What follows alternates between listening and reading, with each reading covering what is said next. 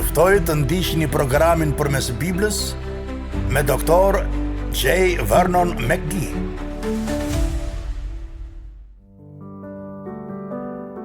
Miqtë e mi, përshëndetje dhe mirë se vini në programin përmes Biblës me Dr. J. Vernon McGee.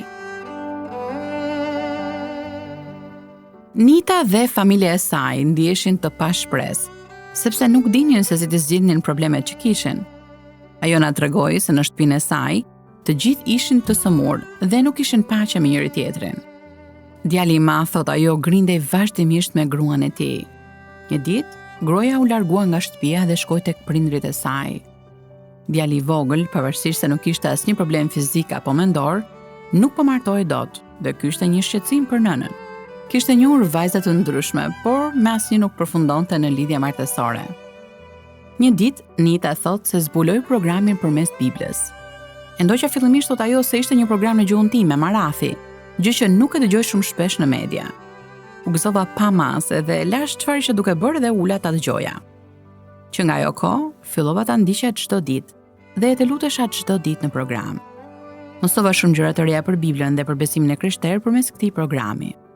Besimi im u rrit dhe e pash ndryshimin pozitiv në familjen time.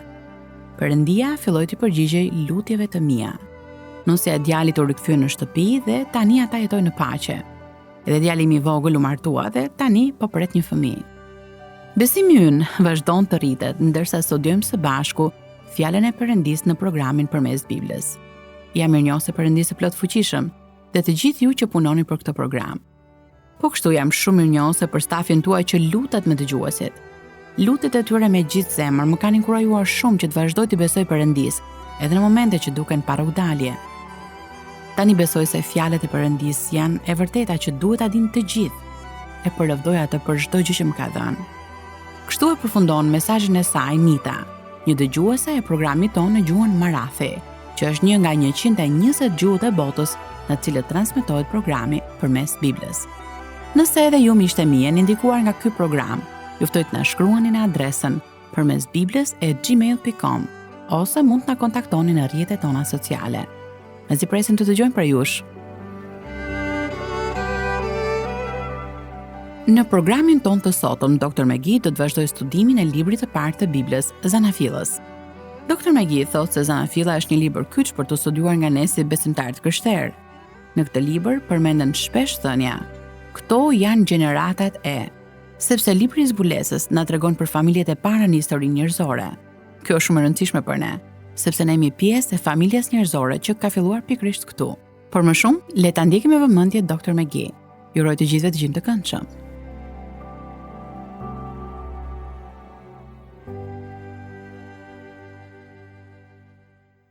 Në programin e ditës së sotme do të ndalemi në kapitullin e 3 të librit të Zanafillës. Kemi arritur në atë që konsiderohet si kapitulli më i rëndësishëm në Bibël.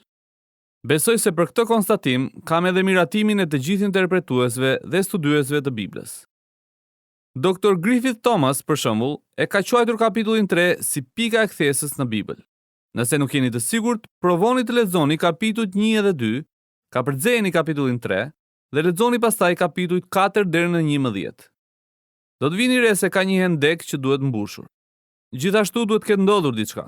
Për shembull, tek Zanafilla 1 dhe 2, shohim njeriun të pafajshëm. Gjithçka qëndron në përsosmëri dhe kemi bashkësi të njeriut me Perëndin.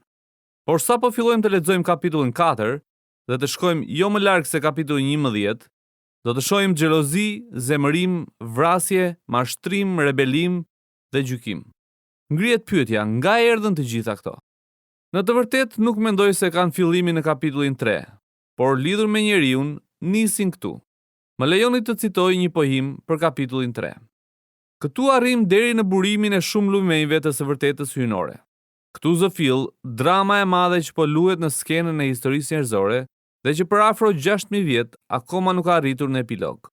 Në këto pasazhe gjejmë shpjegimin hyjnor të gjendjes aktuale të rënë e të rënuar të rasës njerëzore. Këtu mësojmë për mjetet e stërholluara të armikut, djallit. Shohim pafuqishmërinë e plotë të njeriut për të ecur në shtegun e drejtësisë kur i mungon hiri hyjnor. Në këtë rrëfim zbulojmë ndikimet frymërore të mëkatit dhe njeriun që përpiqet ja mbath larg Perëndisë. Dallojmë qartë qëndrimin e Perëndisë ndaj mëkatarit fajtor. Këtu shënohet prirja universale e natyrës njerëzore për të mbuluar turpin e vet moral me mjete nga vepra e dorës së vet.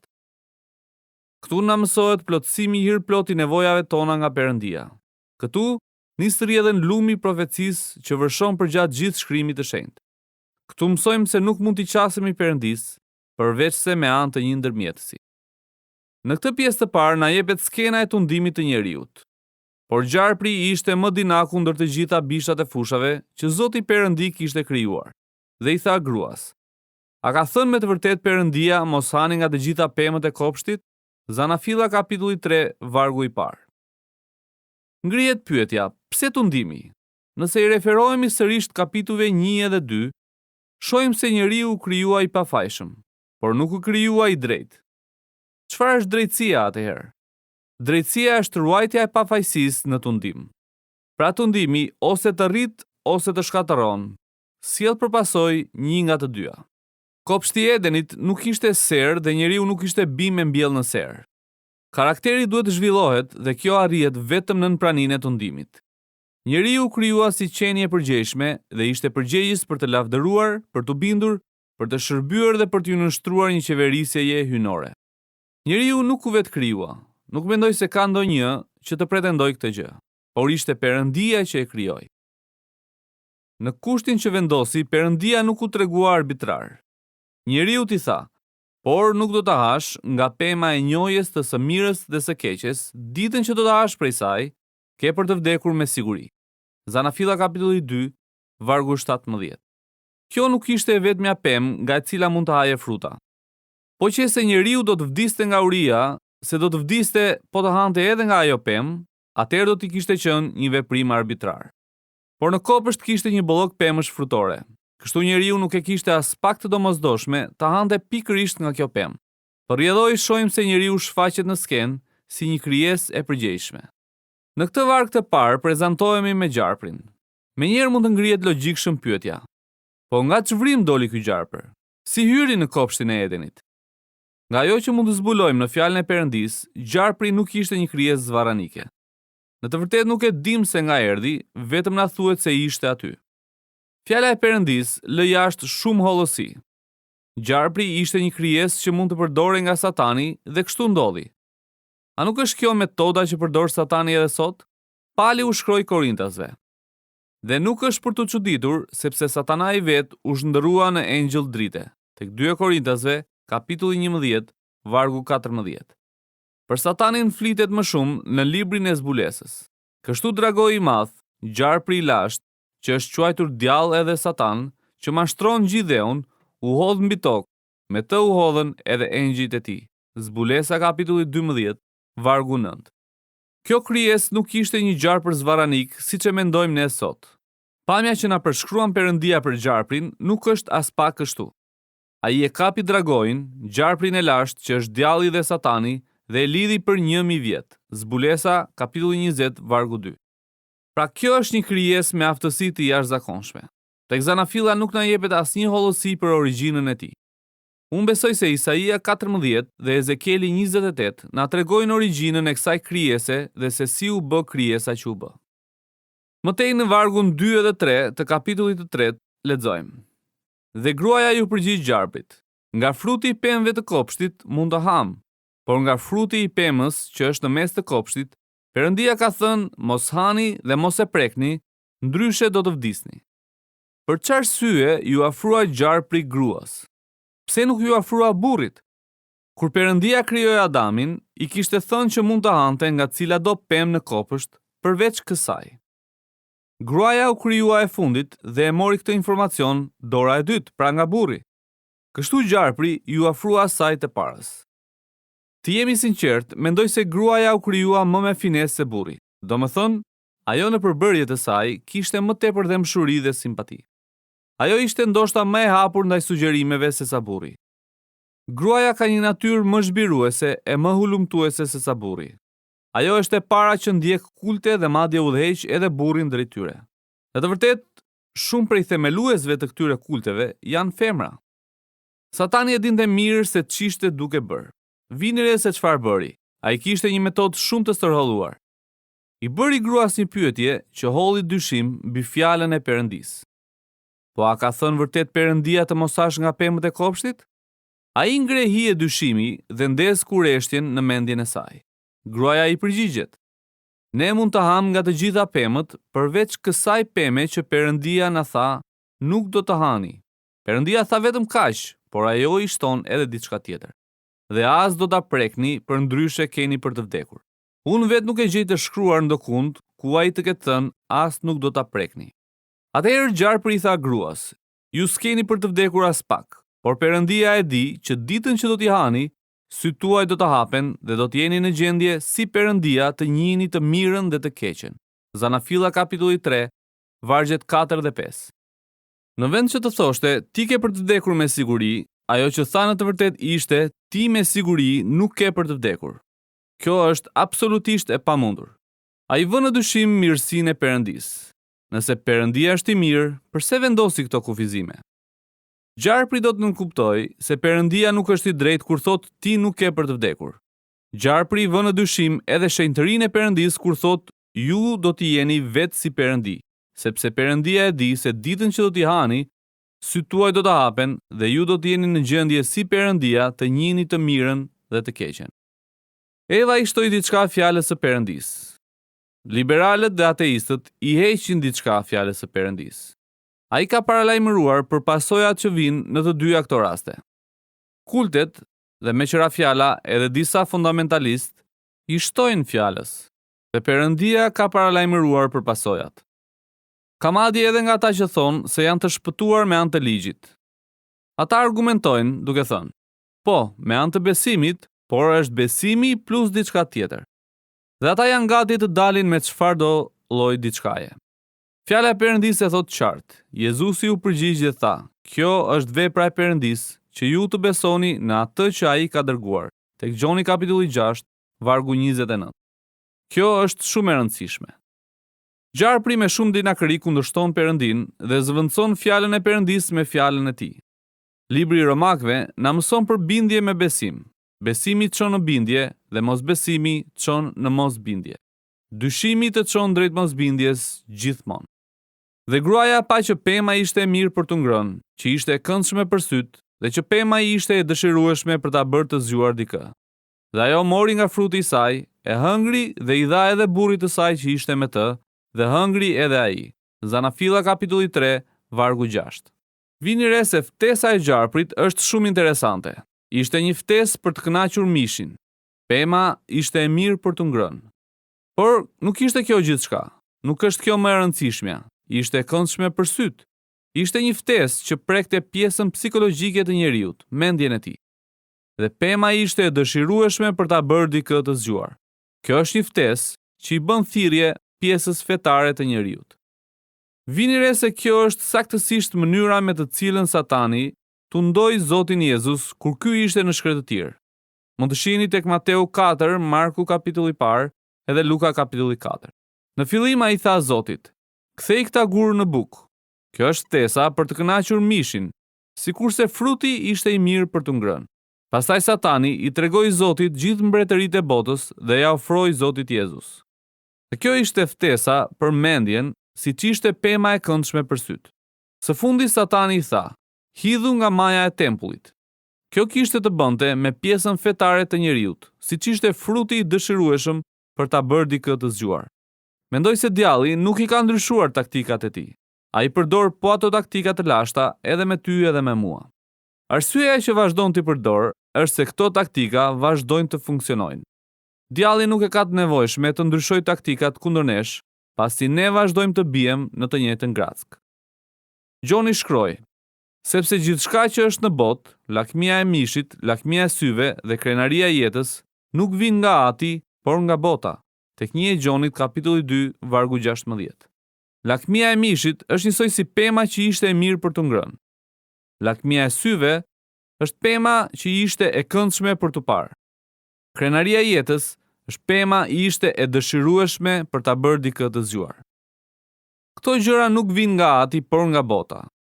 Jezusi tha se këto mëkate të mishit vijnë nga zemra e njeriut, thellë brenda tij. Ktu është vendi ku e vendos ftesën e tij Satani.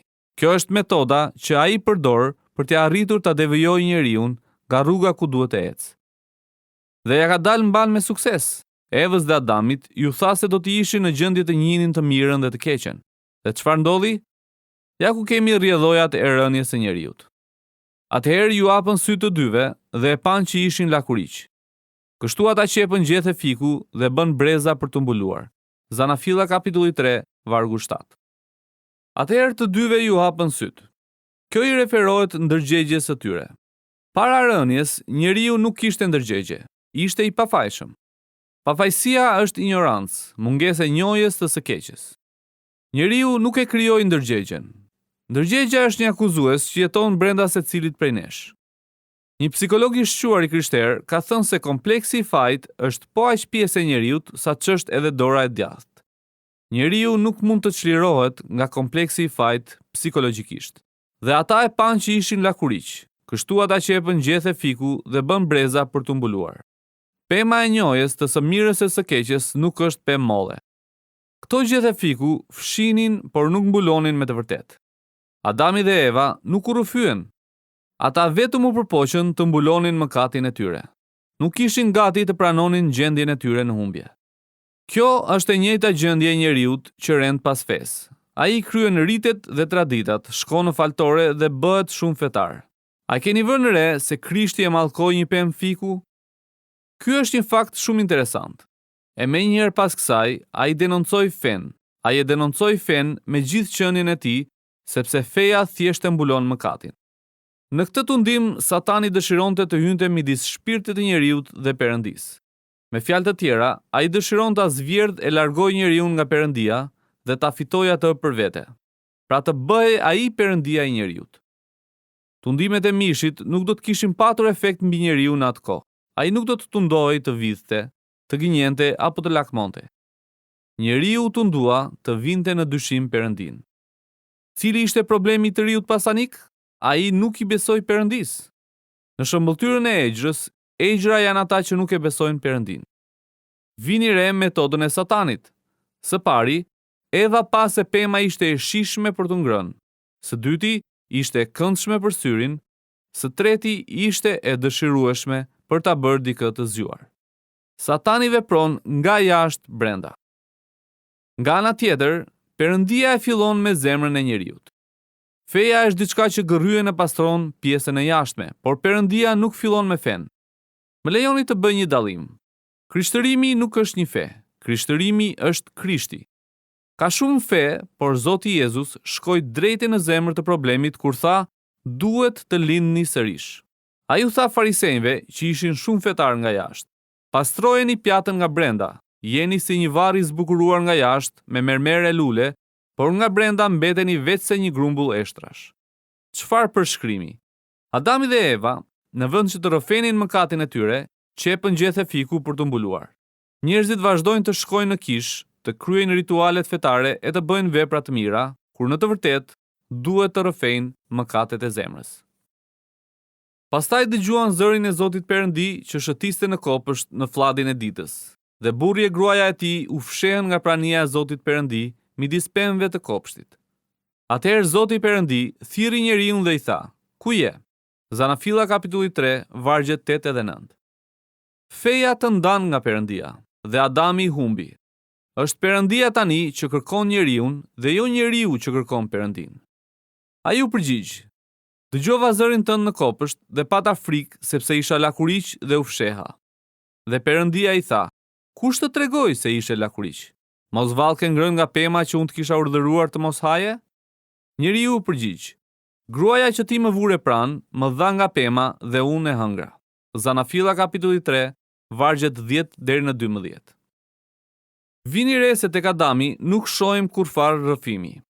Me e rëndësishmja nuk është se fajsoi gruan ose se ja la fajin në derë Evës, por se nuk e shohim të rrëfej mëkatin. Dhe Zoti Perëndi i tha gruas: "Pse e bëre këtë?" Gruaja u përgjigj: "Gjarpri më mashtroi dhe unë hëngra prej saj." Zanafilla kapitulli 3, vargu 13. Vazhdojmë të shohim atë që e përmendëm edhe më sipër. Pra t'ja lësh tjetrit fajin në derë. Miqtemi, minutat e programit ton kanë përfunduar këtu edhe për ditën e sotme. Ju falenderoj për vëmendjen dhe ju kujtoj edhe një herë se ne mirpresim historitë dhe komentet tuaja për programin ton në adresën përmesbibles@gmail.com. Deri herë në ardhshme bashk, miru dëgjofshim. Ndoqët programin përmes Biblës me Dr. J. Vernon McGee. Ky program u soll tek ju në gjuhën shqipe nga organizata Fjalët e Shpresës.